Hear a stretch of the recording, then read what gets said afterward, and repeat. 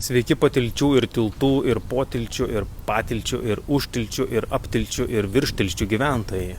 Turiu jums smagią naujieną Luko komedijos dienoraštį. Rugpjūčio 13 dieną trečiadienį pasirodžiau atvira mikrofone bara Kernagis ir štai mano refleksija. 8 komikai pasirodė prieš 25 žmonių publiką. Antrą vakarą iš eilės geriausiai pasirodė tas pats komikas. Kai pamačiau jį pirmą kartą pasirodint per Olego gimtadienį, aš iš karto supratau, kad šitas žmogus turi visus duomenis komedijai. Charizma, balsas, savironija, aiškus komedijos kampas. Kad jam trūksta tik vieno dalyko, kuris nuo jo nepriklauso, tai brandos, kuri ateina su bendra gyvenimo patirtimi ir tos patirties refleksija. Kalbant apie save, tai buvo sunkiausias pasiruošimas pasirodymai, kokį tik esu turėjęs pastaruoju metu. Pasirodymo dieną paruošiau visiškai naują 5 minučių medžiagą, iš kurios suveikė keletas juokelių.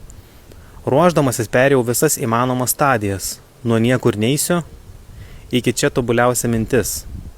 Neseniai man vienas žmogus davė pastabą, kad mano kalbėjimas išduoda tai, kad jaučiuosi esantis aukščiau kitų ir kad tai labai įdomiai susišaukė su tuo, ką aš kitą dieną išgirdau per radijo laidą apie rašytoją Richardą Gavelį. Gavelio kolega sakė, bet jeigu savęs nelaikysi sugebančių daugiau negu kiti, kurioje nors konkrečioj srity, tai nieko toje srityje ir nepasieksi. Jeigu laikysi save niekalu, tai nieko ir nepradėsi. Ir tai man suteikia atsakymą, kodėl aš savyje tyliai, bet mąstau, kad esu geriausias. Tai tiesiog yra privalu. Ir nors aš manau, kad išorėje reikia likti kukliam, išlaikytam, taktiškam ir racionaliam, bet savo galvoje būtina tikėti, kad esi geriausias. Ir kiekvieną dieną dirbti link to, kad tai būtų tiesa. Tiesa ir šviesa.